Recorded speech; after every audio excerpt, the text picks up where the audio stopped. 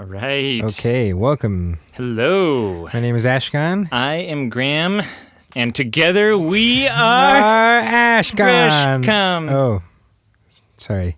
It's all right. It's cool. Just forgot my half of That's our right. combined name. I do that whatever. from time Anyway, to we have a time. question for us from you, which is, what are some common issues with float tanks? Sorry, no. That's different question, wrong day. Different day. Just look at this different page here.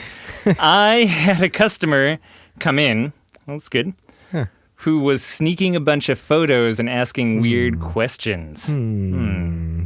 Now I found out that they're opening a center across town. How do you deal with spies? Espionage. Oh. The dangerous side of the float world, yeah. I mean, we have a pretty robust counterintelligence program going at our place. Yeah, feed them a lot of misinformation. Yeah, lots of Lead them propaganda. astray, yeah.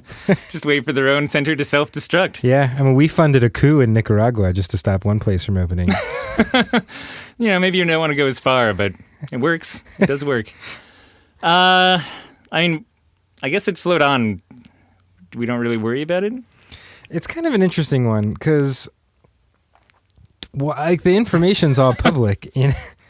Like, what could they find out by coming into your float center that everybody isn't finding out by coming in to float at your place? And it's especially, so I think how this happens, is people don't realize that our industry is as cool as it is. And you could probably get way more information by just directly approaching a float center owner and talking to them. So first off, like, if any of you listening out there... if you're the spy. If you're spies or you're thinking about spying, don't do it. Like, everyone is so nice and open. And maybe not everyone, but if you talk to a jerk out there who doesn't want to, give you the time of day, whatever, they're the exception in the industry. Just call another center near you. And chances are they'll actually be almost embarrassingly open with how their center runs and its shortcomings and stuff like that. So, don't sneak around if you're the spying type. Yeah. And if you're a center being spied on, Ashkahn, then, what's your advice then, buddy?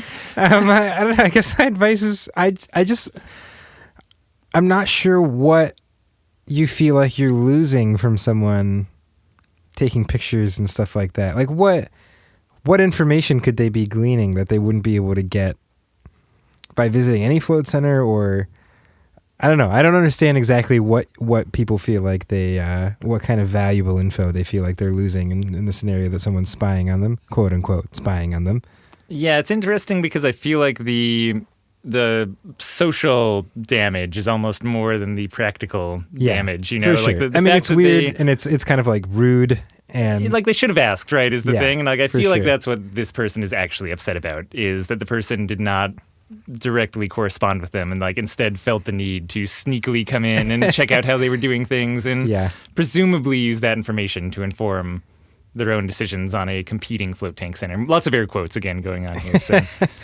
So yeah, I guess if we're just talking about like social interactions more than how do you like stop someone from spying on you? I think it's both. Yeah. I mean, how would you stop someone? I don't know. And every center feels like they did certain things wrong. So in a certain sense, like the spy is just copying like all the things you also did wrong. It's Go like, for it. Build what I built. It's like cheating off of someone in class who's like a C student, like maybe you shouldn't be cheating off of that person.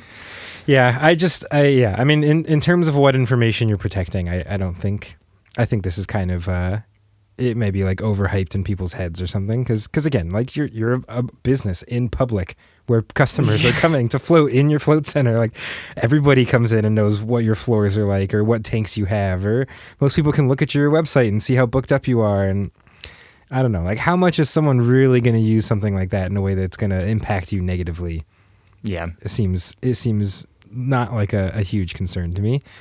So yeah, really, like, I guess how do you try to like move forward in a relationship with a float center in town when they've started things off on a weird foot? Sneak a cyanide capsule into their food. Okay, that's way too intense. It's extreme. Sorry, I went back to the CIA stuff again. I was thinking it's even extreme for the CIA. Like, it's not extreme. Just go around killing every single person they discover. What?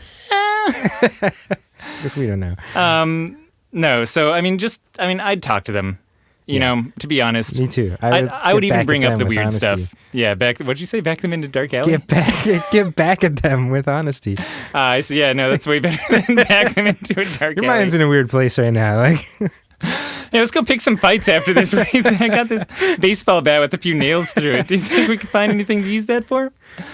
Sorry, it's been a long day. No, I think, my instinct is the same as yours, is to just like bring it up and be like, hey, you know, like, you're that dude who's in here asking a bunch of questions, and taking photos, you know? Weird, man. Can I take you out to lunch?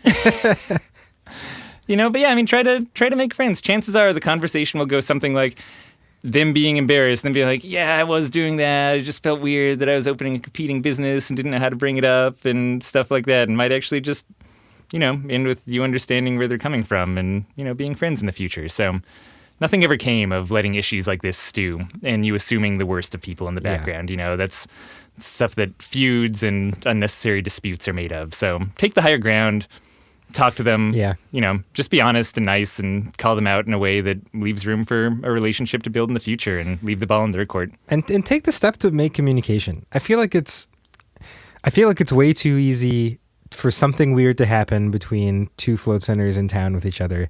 And then for both of those float centers to just get too wrapped up in the day-to-day of running their places to ever take like the, you know, 5 minutes of work it would take to like shoot the other person an email or pick up the phone and call them. Yeah. Like it's such a small amount of work, but it's like slightly weird enough and just outside the scope of what you need to do in your day-to-day enough that it just doesn't happen. Like when I talk to people who are like, yeah, this other float center in town's kind of weird. And I'm like, oh yeah, like what happened? And they're like, oh, well, this one weird thing happened and we haven't talked in 3 years. And I'm like, okay, like I feel like this could be resolved pretty easily. So, yeah, that's also totally human. I mean, that happens in families and stuff like that all the time. So, but take that step, you know, reach out. Absolutely, Try to bridge that communication. And if that doesn't work, coup in Nicaragua. I mean, I really think cyanide it's a capsule, solid plan B. And if you murder someone, you didn't hear it here. Like we always say. It's our classic tag-off line. All right, and if you have murder suggestions of your own, head on down to floattanksolutions.com/murder. It's okay. We're going to get arrested after this. Yeah, maybe. I'm willing to risk it for the fans. All right, well, hopefully we'll talk to you guys tomorrow. Bye, everyone.